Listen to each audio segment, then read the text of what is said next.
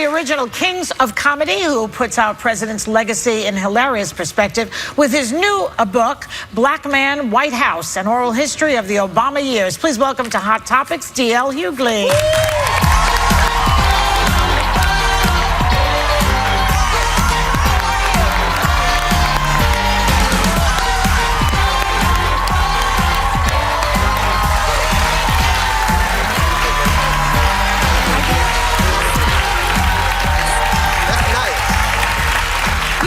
Is that Joe Malone? Absolutely. No, I don't even. See, now this is fly. Yeah. This whole thing. Absolutely. Joy is on a roll today. No, I don't. I've been married for 30 years. That's I'm not cooking. Well, what do you think about that conversation about men getting turned on by? I mean, women getting turned on by their men cooking. I think they get turned on by a new pair of shoes too. No, the women are getting turned on. I mean, my wife, like my wife. It'd be nice if you cook. Well, it'd be nice if you help me write jokes, but that don't happen either.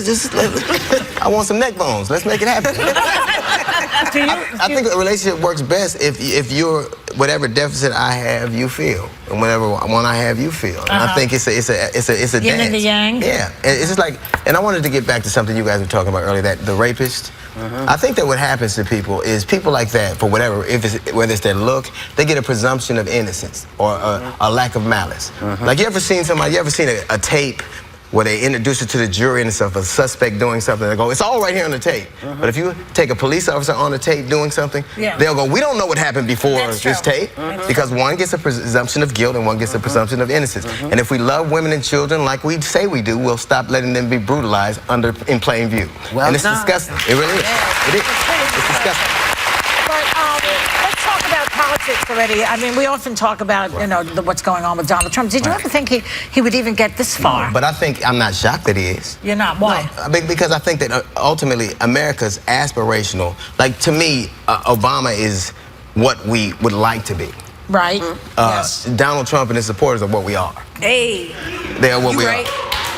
Listen, we want to be different. Like, we'll put Harriet Tubman on the front of a $20 bill, but leave Andrew Jackson on the back. So we have a slave on the front and a slave owner on the back. So even when black people are on money, we still got a supervisor.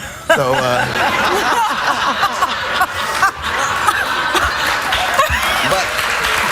but one is aspirational. That's what we want to be. That's right. When President Obama got elected, he was a bullet in the head of white superiority. Period. People believe that, oh my God, it's different. And let's be realistic. Say that could be he was a bullet in the head of white superiority. People believe the idea of themselves being superior died that day. And I'll tell you what. It died with the movie Guess Who's Coming to Dinner. No. Go ahead. That was on video. This is 24 hours a day. Yeah. But that was a wake-up call too. But nothing more so than and I think a lot of people, not everybody. I mean, people have black friends, and I go to work and I work with black people. But when a black dude is the leader of the free world, even people who may not have known they felt the way they did.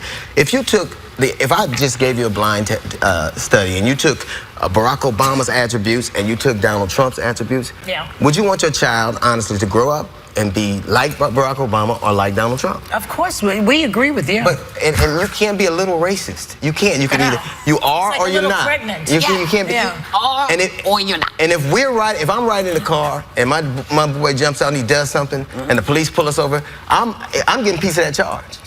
If you allow it, you're a part of it. There you go. You can't be a little racist. And to me, to say the things that he does and to act like he does and people to allow it, they are complicit. So what's your take on Paul Ryan saying, yes, this is the definition of racism, but I back him up? It's better than a liberal. What you're saying is it's better to be racist than liberal. Than liberal. That's right. That's what you're saying. You don't get to equivocate stuff like that. And I hate people that cowardly do it. Well, I'm not for this.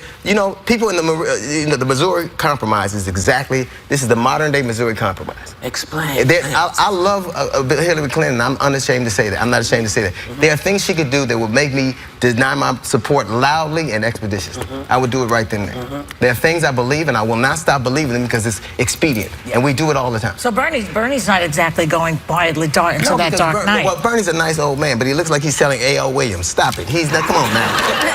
Come on now. He looks like a disheveled professor. Stop it. So what? But I think you have to have. You can't just say things. You have to have the tenacity. He doesn't seem tenacious or strong or powerful enough to sway minds. Yeah.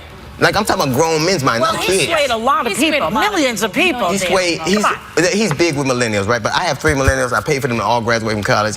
I pay for my wife to graduate from college. I got a GED and I'm the only one working. So, Let's talk about your book. boom, boom, boom, boom, boom.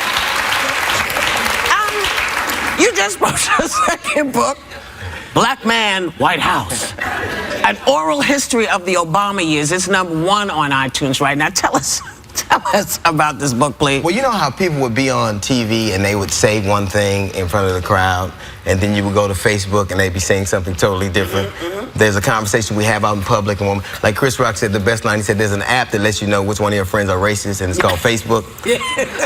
Because do you remember after Obama got elected, people that you would work with and go to school with and hung out with, the stuff that they would say on Facebook or social media, go, what? Like, because it was a conversation we had in prep. So what we did was we took actual events, and then we added our own narrative to it. Right. It's we take the actual events, and the narrator throughout the whole play is Michelle Obama, who I think has been a gracious, humane, incredible, splendid first lady. And I think that if you act, to me, the one thing I'm going to miss about this president is he's a human, he's a decent man, a good family man, and he's a man who is sober and smart and just human. Like to me, he reminds me of my father. Like I always miss that, you know, like we're gonna miss Donald Trump by comparison, and even Hillary Clinton to some extent don't have the level of humanity and comedy and just graciousness he He's had. got the whole picture. He really When he does. first came on the show, I said, that is a sane human being.